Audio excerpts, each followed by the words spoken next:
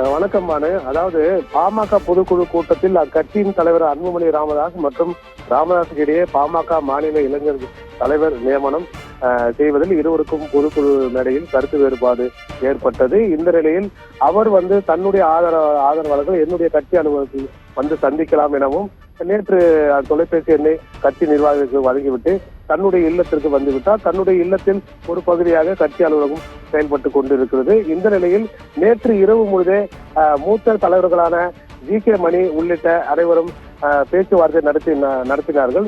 பேச்சுவார்த்தையில் ராமதாசிடம் ஒரு பேச்சுவார்த்தை நடத்தினார்கள். இந்த நிலையில் இன்று காலை 11 மணிக்கு தைலாவரத்தில் உள்ள கட்சி அலுவலகத்தில் ராமதாசும் அன்புமணியும் சந்திப்பு ஏற்பாடு செய்யப்பட்டிருந்தது.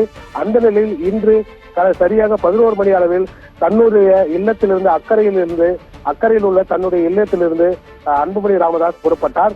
அவர் இங்கிருந்து புறப்பட்டதுமே ஒரு அறிவிப்பானது வெளிவந்திருக்கிறது. அதில் பார்த்தோம் என்றால், அதாவது பாமக இளைஞர் அணி தலைவர் பொறுப்பு பதவியிலிருந்து முகுந்தன் விலகிக் கொள்வதாக முடிவு எடுத்துள்ளதாக தகவல் வெளியாக உள்ளது. கட்சி நிர்வாகிகள் மத்தியில் தனக்கு ஆதரவு இல்லை என்பதை உணர்ந்த முகுந்தன் தாமாகவே இளைஞர் அணி பதவியை திறக்க முடிவு செய்துள்ளதாக தகவல் வெளியாக உள்ளது. மேலும் ஊடக பேரவை உள்ளிட்ட அனைத்து பொறுப்புகளிலும் இருந்து முகுந்தன் விலகிக் கொள்வதாகவும் ஏற்கனவே முகுந்தன் பாட்டாளி ஊடக பேரவை மாநில பொதுச் செயலாளராக பதவி வகித்து வந்தது குறிப்பிடத்தக்கது.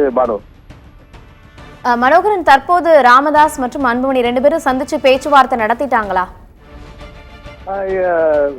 அதாவது இங்கிருந்து 11 மணிக்கே புறப்பட்டார். சரியாக 1 மணி நேரமாகவும் தைலாவரத்தை இவர் போய் சென்றடைய அங்கு அவரு சந்திப்பு சுமூகமாக முடியும் என கட்சி வட்டார நிர்வாகிகள் தெரிவிக்கின்றனர்.